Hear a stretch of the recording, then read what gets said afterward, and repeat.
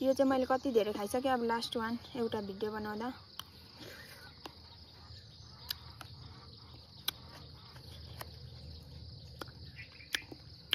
यो चाहिँ अलिक अमिलो टाइपको हुन्छ क्या पाके पनि यसको टेस्टै त्यस्तो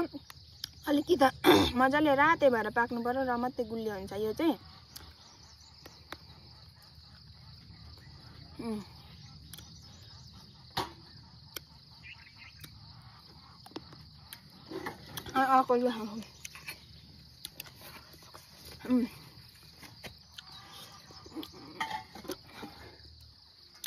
यो चाहिँ के हो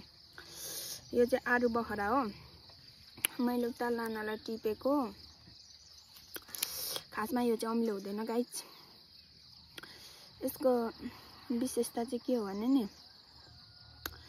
हरियो हुँदा पनि यो भित्र रातो हुन्छ नपाकी पनि अनि अलिअलि काँचै कलिलेमा खाँदा पनि गुलियो हुन्छ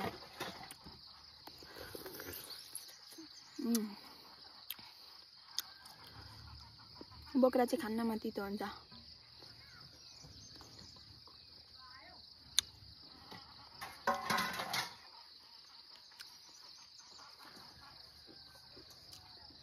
अहिले चाहिँ पाकेको खाएँ अब जस्तो यो हरियो छ नि हरियो यो हरियो खायो भने नि गुलियो हुन्छ हरियो पनि यो आरु बखरा चाहिँ त्यस्तो हुन्छ क्या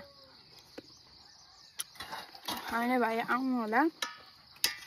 तपाईहरुलाई कुन मन पर्छ छानेर खान सक्नुहुन्छ